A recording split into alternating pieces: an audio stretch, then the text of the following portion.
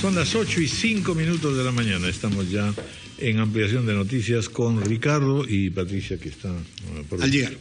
¿Qué tal, Raúl? Buenos días, amigos. Buenos bienvenidos. días. Bueno, vamos a conversar en primer término con el ministro del Ambiente, Manuel Pulgar Vidal, que tiene una serie de informes sectoriales, como lo hemos venido haciendo con todos los ministros del actual régimen, que están rindiendo, por así decirlo, pues un balance de todo lo realizado y sobre todo perspectivas que de alguna manera no hay que perder de vista, porque muchas de ellas tienen que continuar en la próxima administración. Bienvenido, doctor Manuel Pulgar Vidal. Hola, Raúl, muy buenos días. ¿Cómo estás, Ricardo? Bueno, Patricia está por llegar. Bienvenido, ministro. Muchas gracias. En primer término, felicitaciones, por supuesto, por la nominación de la Legión de Honor, que es toda una Legión de Honor. Sí, muchas gracias, Raúl. No así nomás lo tienen las personalidades, así que felicitaciones, de verdad. Bueno, cuéntenos un poco primero lo de la ceremonia y de la presencia del presidente François Hollande, porque como es obvio estamos metidos en tal campaña electoral que la verdad pues que muchas noticias pasan a segundo plano, no obstante que esta es importante. Bueno, el día de ayer fue una visita corta, fundamentalmente de un día, pero muy intensa, del presidente Hollande, presidente que después de 52 años, presidente de Francia, que vuelve al Perú después de 52 años, así fue el general de Gaulle, el que estuvo hace 52 años. Una visita extraordinaria, el canciller en ese momento era don Raúl Porras Barrenechea. Así es, y en un momento en donde definitivamente la Guerra Fría era uno de los temas centrales de la agenda internacional. Y hoy día más bien es la guerra caliente, porque justamente una de las razones de la visita del presidente Hollande al Perú es reconocer el trabajo cooperativo, solidario, intenso y con buenos resultados que se obtuvo en el debate climático en París el año pasado y que fue antecedido por el debate climático en el Perú en diciembre de 2014. Y en la visita del presidente Hollande, en la parte bilateral, se suscribieron un conjunto de convenios, en especial aquellos vinculados a becas, intercambios estudiantiles, que creo que es muy importante. Programas del gobierno vinculados al tema de becas están dando resultados muy positivos, son muy inclusivos, pero también un acuerdo vinculado al debate climático, que ha sido también interesante, y un acuerdo bilateral. Y también se cerró más tarde el foro Perú-Francia, un foro de comercio, un foro económico, perdón, Perú-Francia, y luego hubo una reunión de arte de un artista francés en el Museo de la Nación, en la sede del Ministerio de Cultura, ¿no? Sí. Y finalmente la reunión con la comunidad francesa, momento en el cual, previo a ese momento, a ese acto, es que el presidente Hollande me dio la condecoración, que recibió con mucho orgullo, pero también con mucha humildad y como un aliciente a seguir trabajando, más aún ahora que tenemos tantos retos, no solamente retos genéricos, sino retos coyunturales como el terrible, rechazable derrame de petróleo de Petroperú, que tenemos que seguir mirando, combatiendo y rehabilitando, porque la gente de la Amazonía no se merece la situación que tiene. Por supuesto. Bueno, hoy día se presentan a las 10 de la mañana en el Parque Ecológico Sur los balances de mañana, los avances de 7 órganos adscritos al sector justamente que usted preside: SENACE, SENAMI, CERNAM, OEFA, INAIGEM, IGP y AP. Por supuesto que estamos hablando de sectores importantísimos en donde nunca dejan de aparecer pues polémicas y evidentemente protestas. Desde la creación del Ministerio del Ambiente, que ha tenido dos predecesores importantes al suyo, ciertamente siempre lo que se ha procurado es lograr crear primero una conciencia nacional y en segundo lugar que efectivamente el gobierno, los gobiernos regionales, los distritales, en fin, que el conjunto de los organismos oficiales trabajen en pro de una mejora sustantiva del medio ambiente. Y las necesidades en ese sentido son enormes, las preocupaciones de las comunidades, como usted ya ha mencionado en el caso del petróleo, en fin, hay pues allí una serie de cosas, además que jugamos con el tiempo, con estaciones y de una serie de cambios que hay en nuestra naturaleza. Así que yo le pediría un balance, digamos, pequeño y sobre todo objetivo. ¿Qué es lo que sí se ha dejado de hacer también? ¿Qué es lo que falta hacer? Esta es una política continua.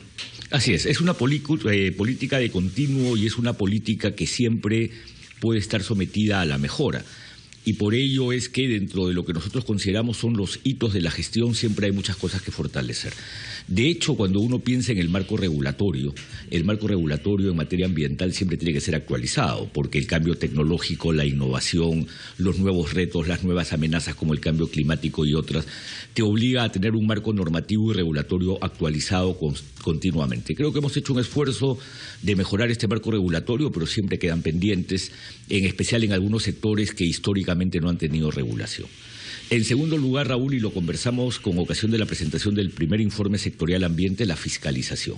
Yo creo que el derrame de petróleo de los últimos 2 meses pone en evidencia que la fiscalización es un tema que nunca debe ser dejado de lado y más bien es algo que tiene que ser siempre fortalecido. Los fiscalizadores, los supervisores, no es que tengan que tener una función de sancionar, tienen que tener más bien una función preventiva. No, y que además no tengan miedo de decir aquí se están cometiendo errores. Efectivamente, cuando se comete... Perú, la verdad que es una cosa increíble, una defensa de algo que todos hemos visto que efectivamente pues ha sido una falla. Así es, y es escandaloso lo que ha ocurrido y las afirmaciones en relación a estos derrames.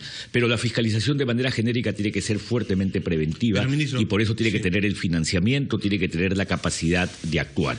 Y el presidente de Petroperú nos dijo, hemos conversado hasta en 2 oportunidades a propósito de estos derrames en la última semana, y nos dijo la preocupación por, digamos, el cuidado del medio ambiente y porque no se produzca nunca un derrame, es de todos.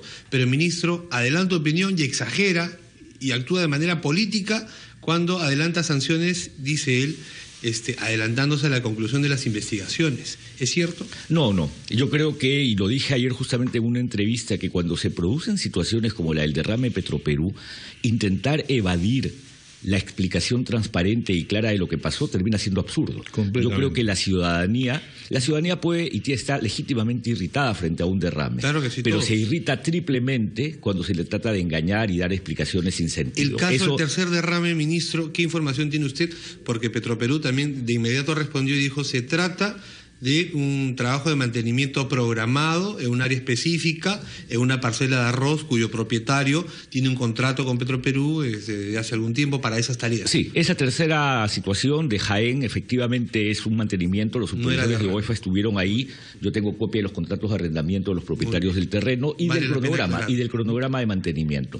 Pero los supervisores siguen ahí porque también lo que hay que determinar es si aún siendo mantenimiento ha sido un mantenimiento diligente, que no ha generado ningún otro tipo de afectación contingente. Pero sigo con la pregunta de Raúl, y lo otro, Raúl, es la mejora en la certificación ambiental, es decir, la evaluación de impacto ambiental es un mecanismo fundamental de prevención de impactos y eso es algo que siempre tiene que ser corregido. Y lo cuarto que es... No, pero en este punto... ¿Qué dicen los informes? ¿Cuánto avanzamos? ¿Cuánta veracidad hay? ¿Cuánta prontitud? En fin, esta es una información constante, permanente, que tiene que llevar también a decisiones operativas. Correcto. Ha sido muy apreciado, Raúl, y probablemente lo leíste también en un medio local, la creación del SENACE, este Servicio Nacional de Certificación Ambiental para las Inversiones Sostenibles del Sector Ambiente, porque recuerda que los estudios de impacto ambiental eran aprobados históricamente por los ministerios a cargo de las actividades, lo que llevaba a muchos a señalar, probablemente con absoluta justicia, que el que promovía la actividad aprobaba el estudio y lo hacía juez y parte. El SENACE ha debutado con el primer estudio el 28 de diciembre del 2015, es una institución ya en funcionamiento y tenemos mucha fe y tenemos mucha confianza que el SENACE va a ser la institución que le dé objetividad a estudios de impacto ambiental bien revisados, bien aprobados y bien monitoreados. Creo que ese es un avance importante. Y aprovecho para decirte una cosa, Raúl, en relación a lo que se viene en el corto plazo. El 9 de marzo de este año en París, en la sede de la OSD, y como parte del programa País que tiene el Perú, se va a presentar la evaluación del desempeño ambiental del Perú, que es una evaluación a la que nos hemos sometido bajo reglas de la OSD y ha sido hecha por CEPAL, por la Comisión Económica para América Latina y el Caribe. Y aparte, el presidente de Francia también ha dicho que apoya el camino del Perú a la OSD. Y esta evaluación del desempeño ambiental nos desnuda y nos dice cómo estamos. Y nos dice cómo estamos en calidad del aire, agua, biodiversidad, ¿cómo estamos? Institucionalidad. Hay reconocimientos de avances significativos, SENACE lo mencionan y OEFA lo mencionan, y hay recomendaciones muy concretas que me parece bien. ¿Cuáles son? Que el documento está todavía bajo embargo, como se llama internacionalmente, porque se presenta el día 9 de marzo en París, ¿no? Ahora, ministro, nos trae un documento importante sobre la moratoria al ingreso de transgénicos en el Perú. ¿Hasta cuándo está la moratoria vigente? Es hasta el 2021. O sea que de alguna forma le compete también al próximo gobierno y al siguiente. O sea, llegamos al bicentenario con el tema de la moratoria. ¿Qué representa este documento? Suponemos que se va evaluando la pertinencia de la moratoria conforme esta se aplica. ¿Cuáles son los resultados que se demuestran en este documento? Sí, este libro efectivamente plantea cuánto hemos avanzado, qué hemos logrado y qué retos quedan en relación a la moratoria al ingreso de transgénicos al Perú. Y antes de entrar a la pregunta central, debo decirte que en materia de campaña política sobre este tema solo se han pronunciado 3 partidos políticos, 3 candidatos. Se ha pronunciado Frente Amplio de Verónica Mendoza, que plantea una ampliación de la moratoria por 10 años más. Se ha pronunciado el partido de Julio Guzmán, que plantea defender la moratoria, y el partido de Yude Simón, que también plantea defender la moratoria. Hay otros partidos que tienen referencia a diversidad biológica, pero no al tema de la moratoria. Y creo que ese seguimiento es bien importante tenerlo siempre en cuenta, en especial para los electores. Hagamos un poquito de historia. ¿Por qué se planteó la moratoria de transgénicos? Para que el público recuerde de qué estamos hablando. Quizás, Patricia, para poner en contexto a los oyentes y televidentes, hay que decir que un transgénico es una especie que deriva de la introducción de un gen por métodos artificiales. Es decir, es un cruce que no se produciría nunca naturalmente, porque ese gen viene de una especie distinta, una especie que no tiene afinidad sexual desde el punto de vista biológico. Que en sí mismo puede ser, no es ni bueno ni malo. Lo que tenemos que averiguar es si es conveniente o no para nuestro país producir transgénicos. Ni siquiera estamos hablando de consumirlos. Así es, ¿no? así es. Ahí lo que ocurre es que lo que generas es básicamente una nueva especie que puede ser reproducida innumerables veces, que te genera una homogeneidad en esta nueva especie, en este nuevo producto que se obtiene por pruebas de laboratorio, y que entonces entra en debate con lo que tiene el Perú: diversidad versus homogeneidad. Si somos un país diverso, si somos un país de especies, si somos uno de los países más biodiversos del mundo, la pregunta es, ¿nos genera un riesgo de erosión genética y de erosión a la biodiversidad el ingreso de los transgénicos? ¿Queremos soya transgénica o queremos nuestras variedades de papa, de ají, de maíz, de algodón? Y ahí además podemos sentar doctrina a nivel mundial, ¿no es cierto? Así es. Hay muchos debates. Entonces, y no hay espacio para ambos desarrollos en el país. Algunos señalan que algunos decían que se podría hacer, pues, ¿no? Los que defienden los transgénicos dicen que podría darse cultivos transgénicos en zonas de costa, donde no hay cultivos tradicionales. Sin embargo, siempre está el riesgo de la contaminación que puede producir un transgénico a nuestra diversidad. Solo para precisar en eso, por ejemplo, dicen que ya prácticamente no existe soya no transgénica en el mundo. Sí, probablemente. No tengo el dato, pero toda la soya que por lo menos se cultiva en Brasil, en Paraguay y en Bolivia, que son 3, y Argentina, que son los grandes productores de soya del mundo, es fundamentalmente transgénica. Repito, no es ni buena ni mala, pero si alguien fuera productor de soya orgánica y eso es un mercado, sería ridículo meter soya transgénica. Ese es el punto, ¿no? Y claro, es que ahí estás planteando un tema que llevó a la moratoria. ¿Nosotros tenemos alguna ventaja competitiva de incorporar transgénicos para grandes cultivos en grandes extensiones de terreno? La respuesta es no, porque no tenemos grandes extensiones de terreno cultivables. La sierra es muy accidentada, los Andes son muy accidentados, la Amazonía es muy diversa y la costa es muy árida, ¿no? Y la diversidad ambiental también muy grande, entonces eso nos permite justamente tener. Pero lo que sí no se puede negar, esta es una discusión que se ha llevado largamente aquí en el Perú, es que existen también intereses transnacionales al respecto. Correcto. Intereses económicos muy fuertes. De modo que lo que tenemos que garantizar es que haya una independencia total por parte del país, por un lado, y sobre todo mucho más investigación. Esa es un área en la que en realidad prácticamente todas las universidades que les concierna a estos temas debieran ponernos un poco entre los punteros en la investigación. Y has planteado justamente, vinculado a la pregunta que hizo Patricia Raúl, ¿cuál ha sido nuestro mandato y qué hemos logrado? Porque eso es lo que dice esta publicación. El mandato tenía fundamentalmente 4 obligaciones. La primera es el control. Mientras hay moratoria, obviamente hay que controlar que no ingresen transgénicos. El segundo mandato, que está muy vinculado a lo que me planteas, Raúl, es cuál es nuestra línea base de diversidad biológica en las especies más importantes del país. Y ahí se ha avanzado en estudios de línea base de tomate, de algodón, de maíz, se está haciendo de kiwicha y quinoa y de papa. Entonces, esa línea base es fundamental porque te permite saber cuántas especies hay, dónde están localizadas y con qué características. Y eso es investigación. Eso es investigación pura. Y se tiene que seguir haciendo. Y es bien interesante que uno de los retos que se plantea es hay que mejorar nuestros cuadros profesionales para hacer más investigación porque estamos yendo muy lentos. Porque no tenemos esa capacidad instalada para investigar. ¿Y contamos en esa área con la suficiente ayuda internacional? Tenemos, obviamente, proyectos de cooperación y tenemos también cooperantes que vienen al Perú, pero lo que necesitamos es crear nuestros propios cuadros que nos permitan investigar. Lo tercero, Raúl, que está vinculado a tu pregunta, es desarrollo biotecnológico. La biotecnología es la que produce transgénicos y tenemos que también tener biotecnólogos capacitados en el Perú, capaces de aportar al desarrollo. Entonces, la moratoria se trata de formar biotecnólogos y lo cuarto tiene que ver con la difusión.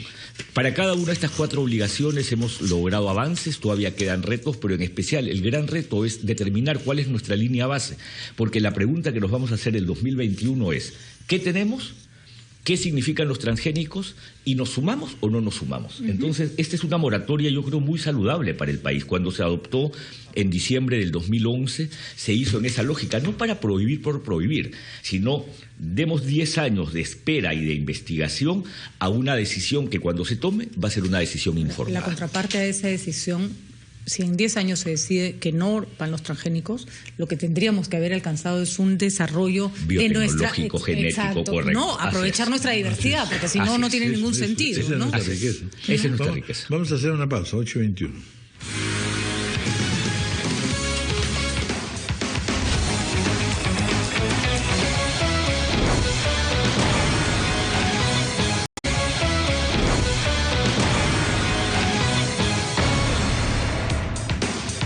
Manuel Pulgar Vidal. No podemos ignorar, y es la pregunta que le quiero hacer, ministro, que este debate no es de ahora, tiene ya su larga data, y en algún momento han habido aquí presiones muy fuertes, tanto de empresarios como de empresas, en fin, que están interesadas en que se extienda esa modalidad de trabajo. ¿Hemos ganado en conciencia, sobre todo en estos sectores? Mucho.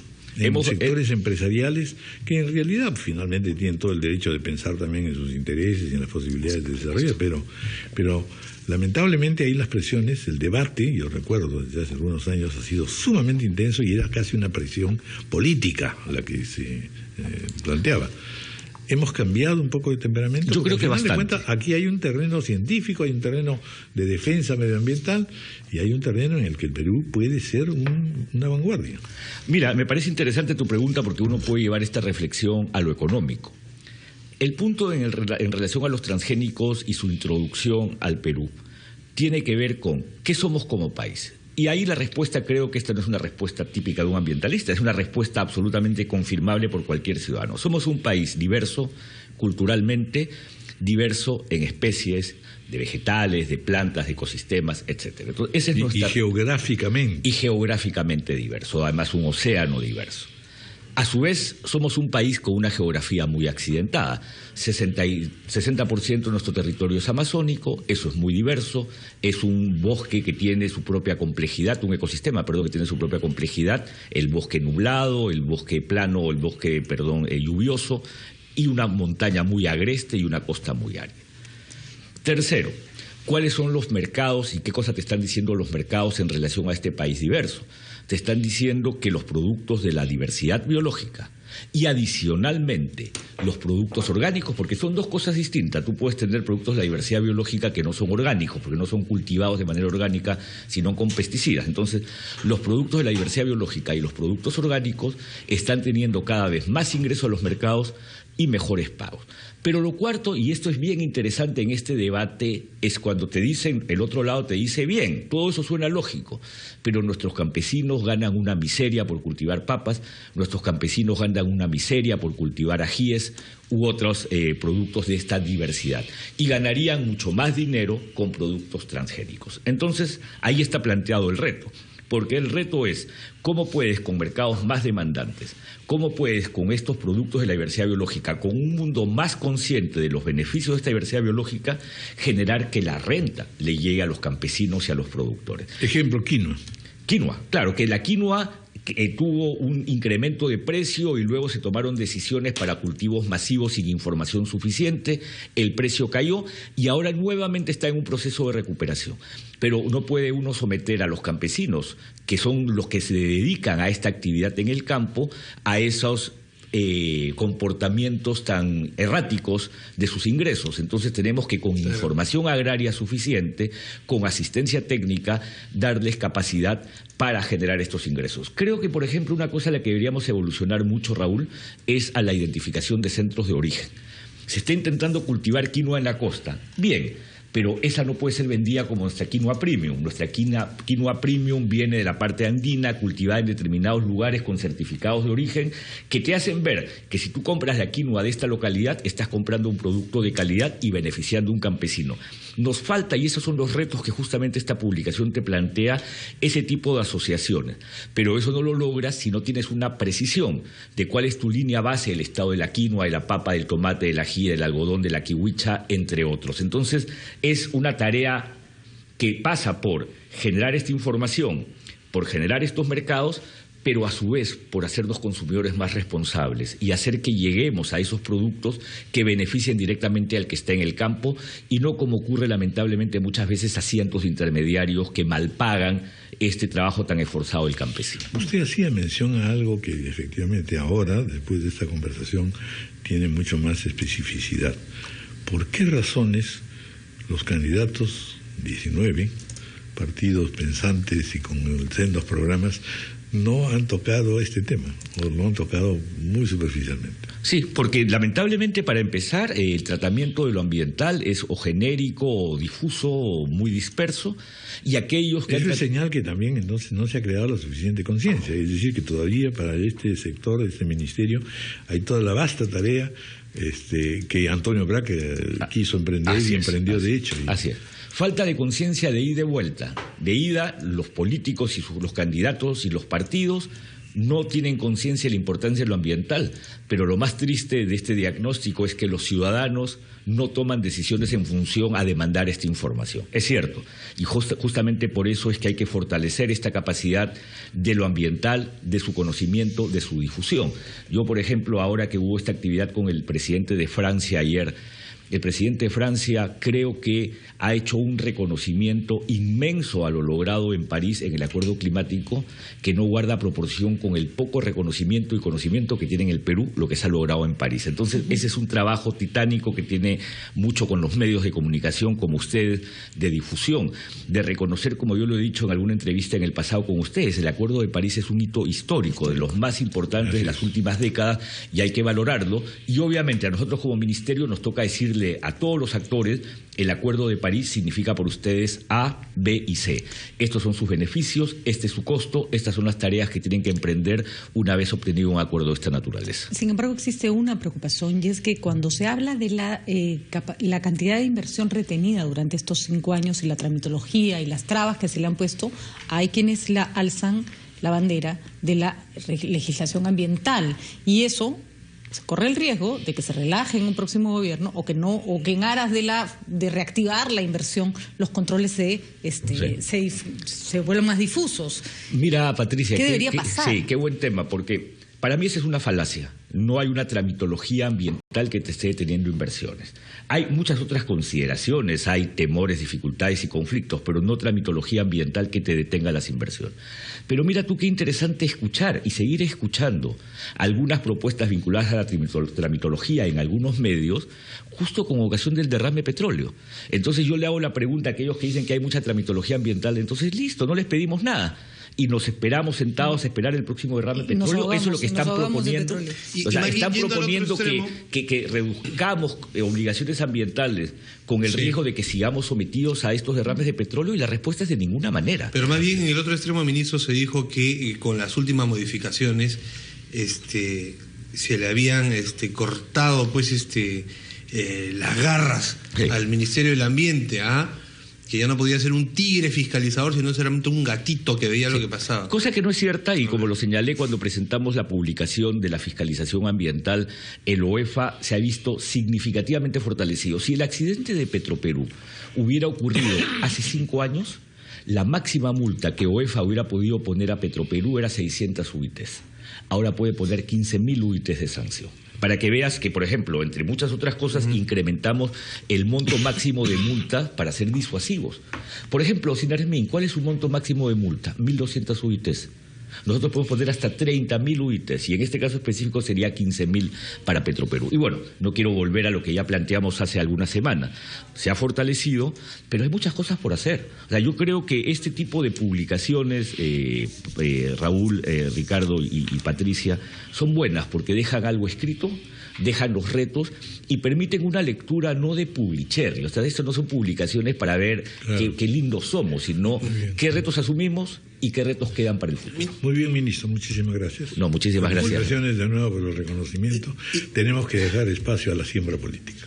Muchas gracias. Y muy brevemente, ¿cuándo finalmente se sabrá qué sanción le corresponde a Petroperú por la magnitud del daño que ha provocado? Yo te voy a ser muy transparente. A mí me gustaría que OEFA aplique lo que se llama la papeleta ambiental, que la podría aplicar esta semana, porque hay tantas evidencias que no necesita un nivel de probanza. A nivel de OEFA estiman que hay que seguir el procedimiento que podría demorar 1 mes y medio. Yo tengo que respetar a OEFA. También como titular del sector decirle, yo creo que acá se merece una papeleta ambiental por 15.000 UITs inmediata. No, yo personalmente creo que inmediata, pero también soy respetuoso de las autonomías de los órganos como el de fiscalización, como debe ser. Estamos en esa discusión, vamos a tomar una decisión, yo espero que ya. Bueno, muy bien. Muchas gracias. Muchas gracias. 8:34, hacemos una pausa.